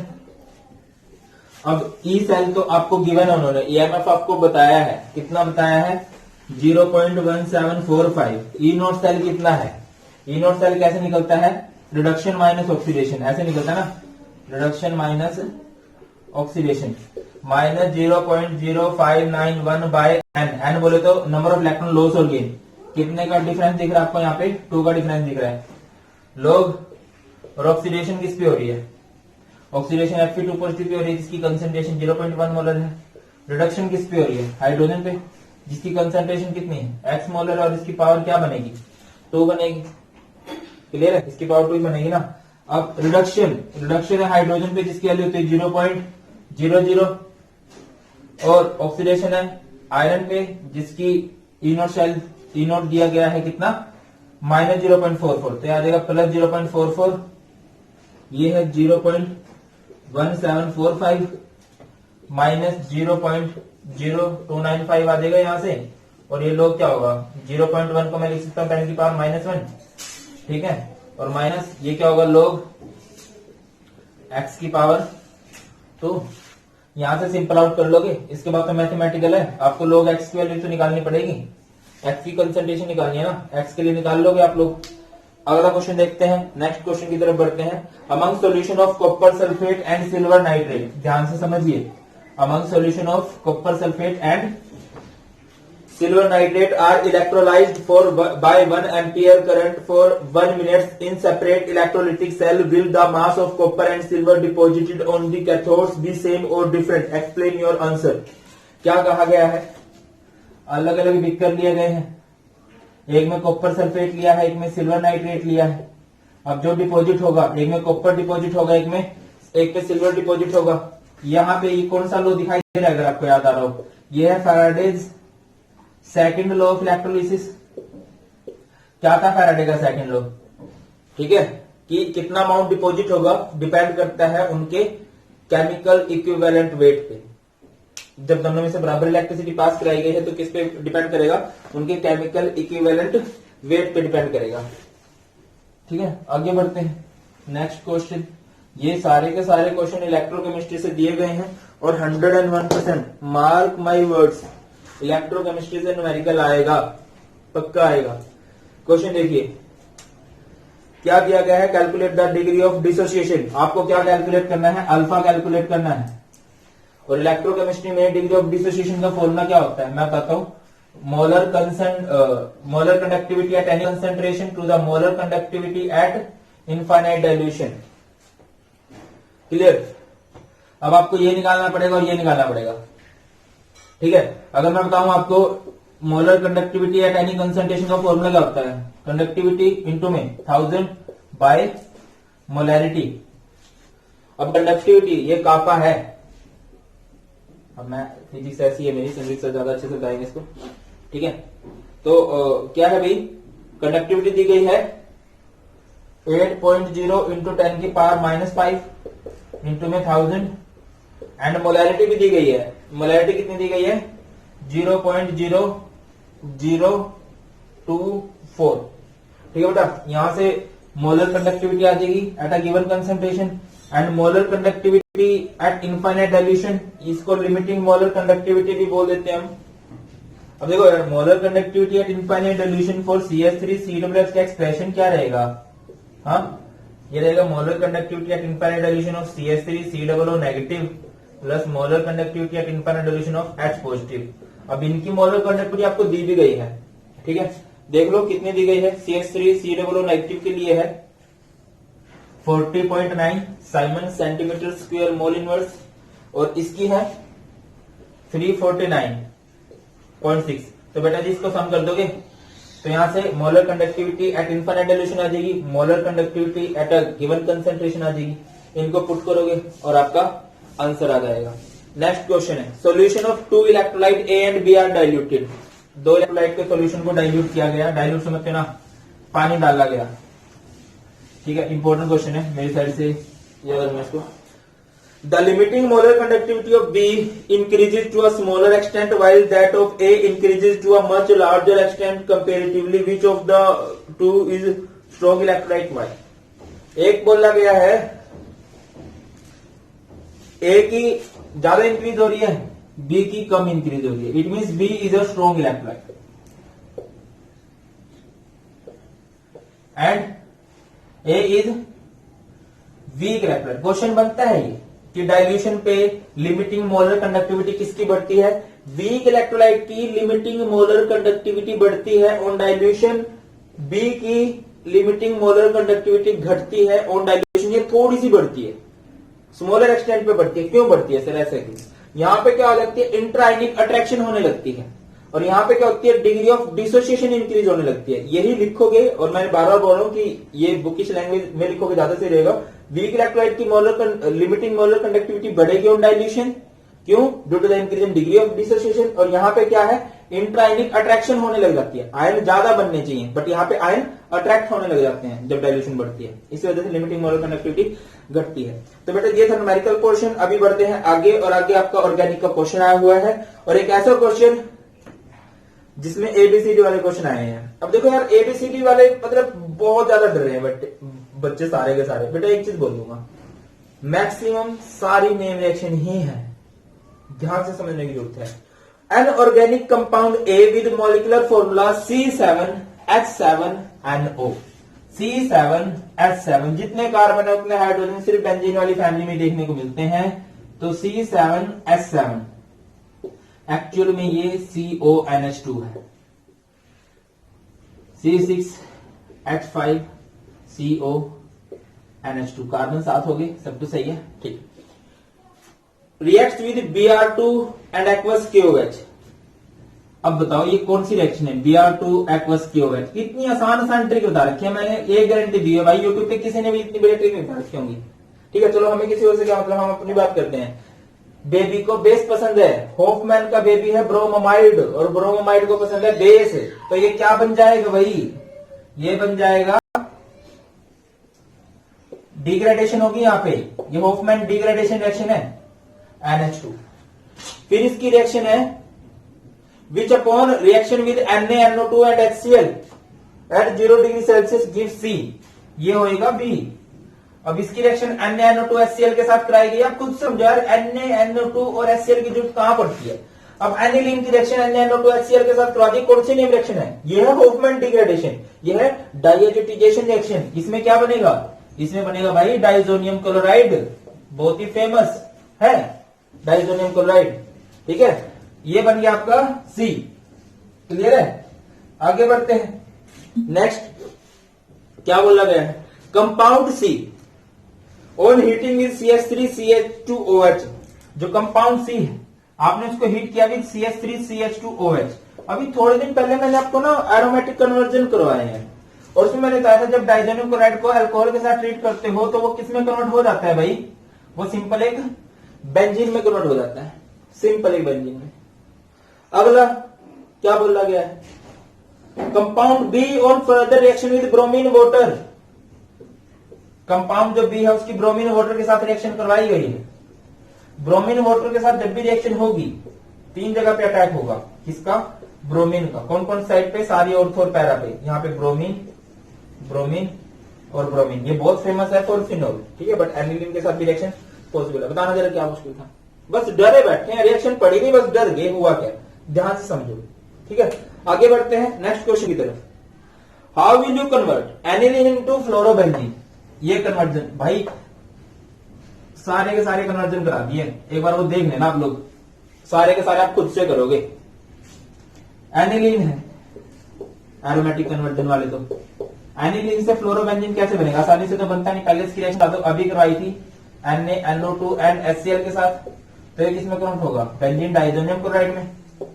इसे बोलते हैं डाइएजिटेशन रिएक्शन। फिर इसकी रिएक्शन कर दो HBF4 के साथ, इसको बोलते हैं बाल-स्टीमन रिएक्शन। और यहाँ पे क्या बन गया? ये फ्लोरोबेंजीन। बताना नहीं कराया था। अगला क्वेश्चन, बेंजामाइड टू बेंजाइलमाइन। बेंजामाइड, मैं कह रहा हूं जितने भी कन्वर्जन आ रहे हैं ना सारे कराए हैं, सारे। बेंजामाइड, बेंजामाइड किसे कहते हैं? जब बेंजीन के ऊपर CH2 लगाऊं। और बेंजाइलमाइन किसे कहते हैं? खुद से समझा करो। अगर कन्वर्जन नहीं आते ना, काम कर लिया करो, जिससे जो बनाना है ना वो तो लिखो। बेंजामाइड, बेंजाइलमाइन क्या फर्क आ रहा है? यहां से O हटा है, हाइड्रोजन जुड़ा है। O हटता है, हाइड्रोजन जुड़ता है किसमें? रिडक्शन में। तो reducing agent LiAl, H formula दिया हमने यहाँ पे। क्लियर है? अगला क्वेश्चन है इथेनमाइन। इथेनमाइन C2H5NH2 टू क्या बनाना है? N diethyl ethanamine. अब इथेनमाइन से N डाइइथाइल इथेनमाइन बनाना है। ये है होफमैन अमोनोलिसिस। किसके साथ रिएक्शन कराओगे आप लोग? इसकी C2H5Cl के साथ। तो इसका H इसके Cl के साथ बाहर जाएगा, ये क्या बन गया? माइनस हो जाएगा यहां से HCl, C2H5NH, यहां पे क्या बन गया? C2H5। बट N डाइइथाइल है ना, तो इसकी रिएक्शन दोबारा से किसके साथ कराओगे? C2H5Cl के साथ। इसका H इसके Cl के साथ बाहर जाएगा, माइनस HCl। मैं इतना कॉन्फिडेंस आप में भी चाहता हूं कि इधर उधर लाइनें लगने लग गई, इतना कॉन्फिडेंस होना चाहिए। C2H5N, C2H5 और यहाँ पे भी क्या होगा? C2H5। सारी नेम रिएक्शन से कन्वर्जन बन रहे हैं, और फिर आप कह रहे हो कि सर हमें डांट देते हैं। क्यों ना डांटूं? अभी आज एक बच्चे का मैसेज आया, अमन का था शायद वो, कि सर ऑर्गेनिक नहीं हो रही। भाई पढ़नी तो पड़ेगी ना। अब वो तुम्हें सिलेक्टेड 30 पेज दे दिए, 30 के 22 पेज है, 30 पेज आ जाएंगे। वो भी नहीं करोगे तो कैसे चलेगा? वो तो करने पड़ेंगे आपको। अगला क्वेश्चन, अगला क्वेश्चन देखिए, ए बी लिखना है भाई।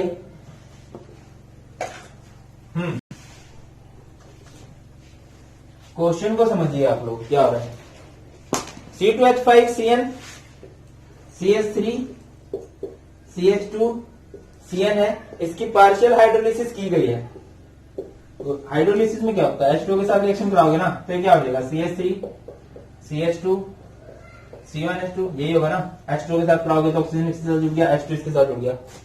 ठीक है, अब इसकी रिएक्शन किसके साथ कराई गई है? आप खुद से समझ जाओ यार। Br2B है, NaOH है, ये अमाइड है, ये ब्रोमीन है, ब्रोमोमाइड हो गया, होफमैन ब्रोमाइड डिग्रेडेशन, ये चीज बाहर निकल जाती है उसमें। CH3 CH2 NH। क्लियर है? आगे बढ़ते हैं। Next is CH3 CH2 Br की पहले रिएक्शन है विद KCN एंड फिर रिएक्शन है विद LiAl। अच्छा, समझो KCN के साथ होगी तो यहाँ CN जुड़ेगा, और फिर रिड्यूसिंग एजेंट है तो रिडक्शन होगी, यानी कि ये क्या बन जाएगा CH3 CH2, पहले CN जोड़ोगे आप, फिर उसकी रिडक्शन करोगे तो H2 लगेगा। फिर उसके बाद इसकी रिएक्शन किसके साथ कराई गई है, HONO के साथ, HONO के साथ, तो ये चीज बाहर निकल जाएगी। तो क्या होगा N2 बाहर निकला, H2O बाहर निकला, और यहाँ पे क्या बनेगा CH3 CH2 CH2 OH। आसान, एलिफेटिक अभी रहते हैं, वो भी हो ही जाएंगे। ठीक है, आगे बढ़ते हैं।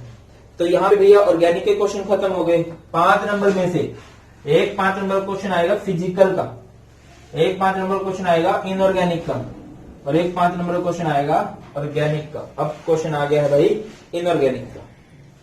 When a chromite ore A is fused with an aqueous solution of sodium carbonate in free excess of air, a yellow solution of compound B is obtained. This solution is filtered and acidified with sulfuric acid to form compound B. Compound C on treatment with KCl give orange crystal. Write the chemical formula compound. चलिए next question देखते हैं। Question number 37 है, when a chromite ore is fused with an aqueous solution of sodium carbonate, chromite और इसी के लिए कहते हैं फेरोक्रोमेट को ना, FeCr2O4 को ट्रीट किया गया है विद सोडियम कार्बोनेट। क्वेश्चन आपको स्क्रीन पे दिखाई दे रहा होगा। ठीक है, in free access of air O2 बनेगा, और यहां से क्या बन जाएगा, यहां से बनेगा सोडियम कार्बोनेट Na2Cr O4। फिर इसकी रिएक्शन किसके साथ करवाई गई है, सल्फ्यूरिक एसिड के साथ। ठीक है, और सल्फ्यूरिक एसिड के साथ जब हम करते हैं तो क्या बन जाता है भाई, sodium dichromate Na2Cr2O7।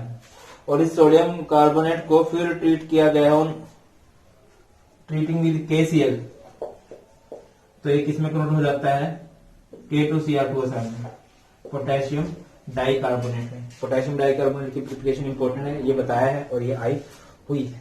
Next question, greater range of oxidation state of actinoids as compared to lanthanoids। cause बताना आपने इसका, रीजन क्या है, due to small energy difference in 5f 6d and 7s orbital. इनमें बहुत कम एनर्जी डिफरेंस होता है, सारे इकट्ठे पार्टिसिपेट करते हैं इसी वजह से। नेक्स्ट क्वेश्चन है, ग्रेटर एक्टिनोइड कॉन्ट्रैक्शन। ये सारे के सारे कराए हैं, जो भी मैं बोल रहा हूं सारे कराए हैं। Greater actinoid contraction as compare to lanthanoid contraction. Actinoid contraction lanthanoid contraction से ज्यादा होती है, क्यों होती है, poor shielding effect bye 5f का शील्डिंग इफेक्ट बहुत पुअर होता है। Next, lower ionization enthalpy of early actinoid as compare to early lanthanoids. Actinoids की आयनाइजेशन एनर्जी कम होती है, क्यों, due to stronger shielding effect by nucleus. Nucleus का शील्डिंग इफेक्ट स्ट्रॉन्ग होता है टुवर्ड्स 5f। ठीक है, 5f इलेक्ट्रॉन्स इजीली बाहर निकाले जा सकते हैं इसी वजह से।